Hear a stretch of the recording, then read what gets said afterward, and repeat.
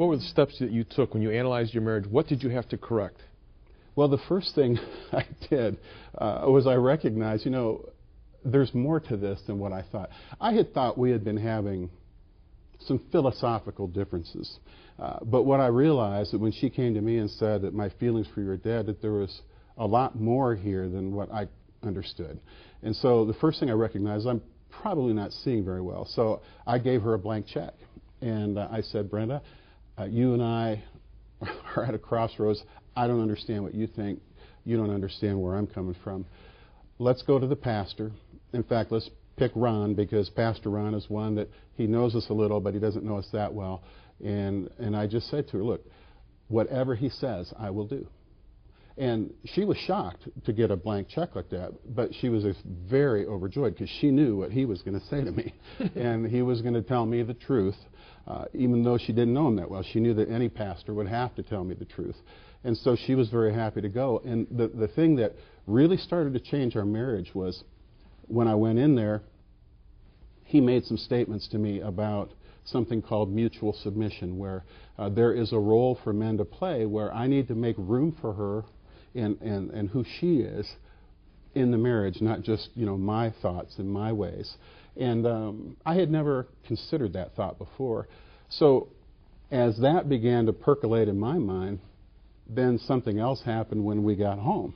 And that is that I got right on the phone, because Ron had told us that what I needed to do was get on the phone and call my two sisters and my mom, and tell each one of them, look, I'm getting down on Brenda's side of the fence. I'm not going to sit in the fence in the middle anymore.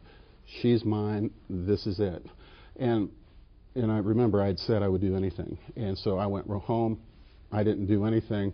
Took my shoes off probably, and then picked up the phone. I called all three of them, and I told them exactly that. And she said that as I made those phone calls, that began to change everything about who she thought I was, because she could see that I did love her more than I loved anything else, and that I was willing to make that stand for her, and that I would make a promise like that and actually keep it for her. So from that moment on, our whole marriage shifted, and we began to climb into a very positive Yeah, but place. you also said that your feelings were dead too, and yet you still did it. You took a new look at the word cherished. You realized you weren't cherishing her.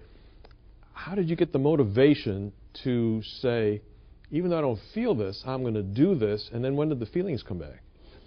Well, the feelings, the motivation came from Scripture, and also, from my dreams that I believe God placed in my heart for marriage. And the one thing is I wanted to have a marriage that was successful and would last on. So, that gave me motivation to look at new things. But in terms of the cherishing, I saw a passage of Scripture back in 2 Samuel where there was a warrior called Uriah, and his wife was Bathsheba.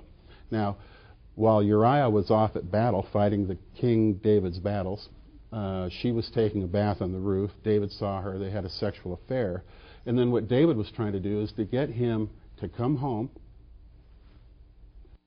have some way to, basically get him with his wife so it would look like the baby was his.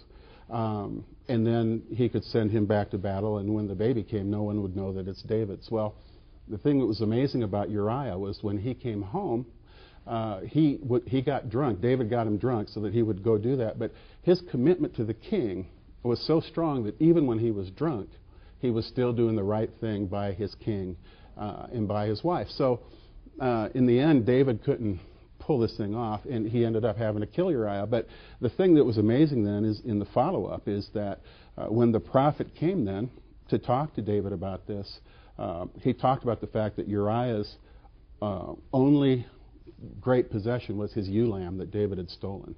And it was that phrase that Bathsheba was his precious ewe lamb that changed my life, because I began to understand that, look, I am not looking at Brenda like this. She doesn't fall asleep in my arms while I'm thinking, oh, what a wonderful person. I was starting to look at her as a witch, as a nag, as someone that wouldn't give in to help make things work with my family. And I saw that there was a complete difference between the way Uriah saw Bathsheba and the way I saw Brenda. And I knew, again, that I needed to begin to say, look, she is who she is. I need to love her for who she is today, not for who I wished she was or who she will be tomorrow. And it was in that attitude where I was then able to love her through some of the things that, really, even to this day, I would say she wasn't living up to what I would have expected, but I loved her through that and loved her anyway.